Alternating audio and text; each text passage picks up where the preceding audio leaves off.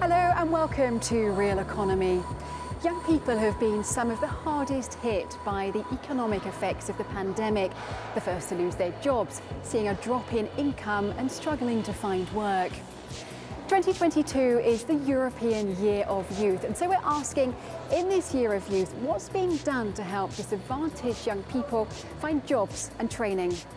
Coming up, Fanny Gore is in the Czech Republic, where young people are getting a foot in the workplace thanks to job experience abroad. But first, is your crash course on youth unemployment.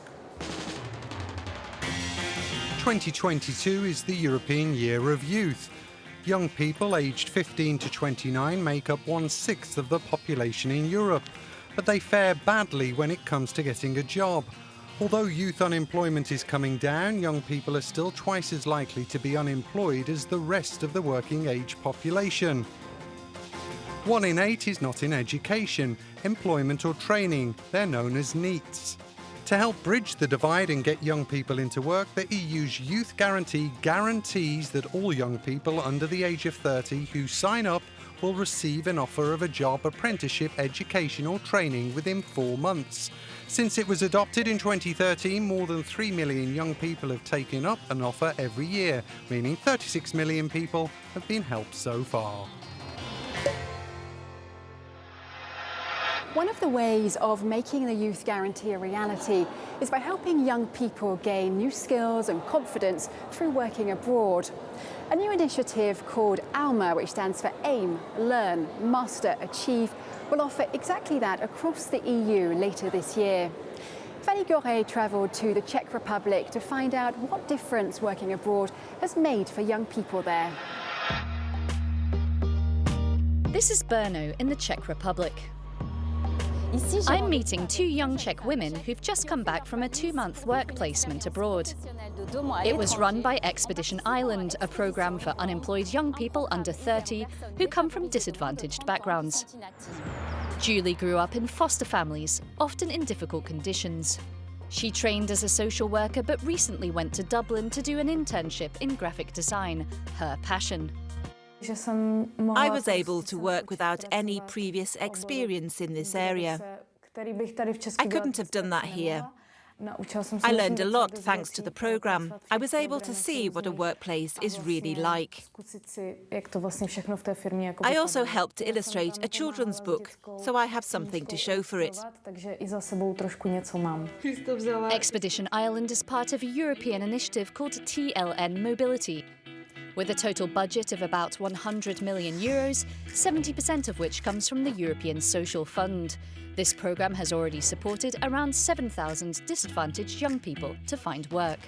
And even though Julie is currently a social worker again, she still intends to become a graphic designer. I'm continuing on this path. I'm doing training and also some extra work on the side. I've learned to be so much more self-reliant. Julie invites me to a follow-up session with other young people who went to Ireland. Throughout the project, a mentor is on hand every step of the way to help with things like English lessons, finding an internship, and other support. Something which is vital, according to Tomke, the project's national manager. For the disadvantaged youth that have no experience with going abroad, quite often they have unfinished education. They wouldn't leave on an Erasmus program because they are too afraid. And once they are abroad, their motivation gets higher, their self-esteem gets much higher, and also they get work experiences. Denise suffers from social anxiety, something which has greatly affected her life. We meet in this cafe where she has been working since her return from Ireland. Denise didn't finish school and has struggled to hold down a job because of her condition.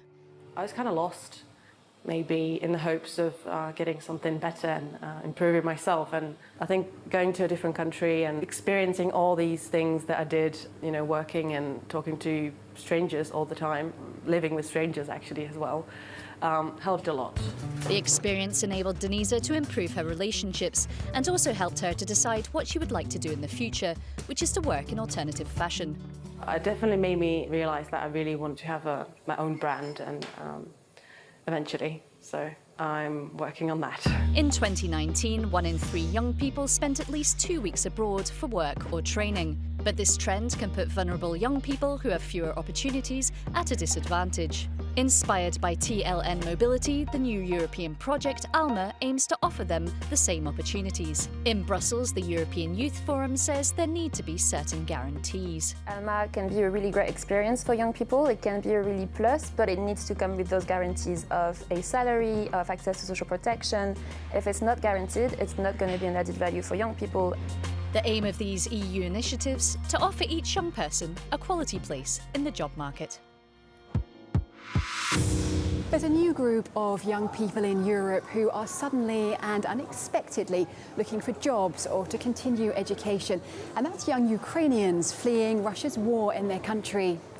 The European Union has given them the right to work and to study and has just announced funds to help.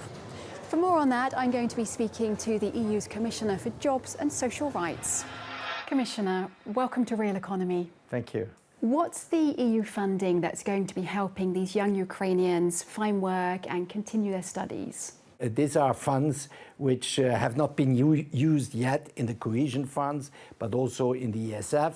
And to say to these member states, well, please take this money and you can, in a very flexible way, use this money to finance projects for the Ukrainian refugees. And we are talking about billions of euros, which can be used rapidly. Now, access to labor market also, we are working on that. We are facilitating the recognition through a system which has been translated now also in Ukrainian, the recognition of their diploma, of their skills. And we have this flagship initiative, Alma, coming up. How do you see that helping disadvantaged young people? This gives one thing which these young people need absolutely. This is confidence in themselves, offering them a new opportunity, a new chance to discover something, but also to become autonomous.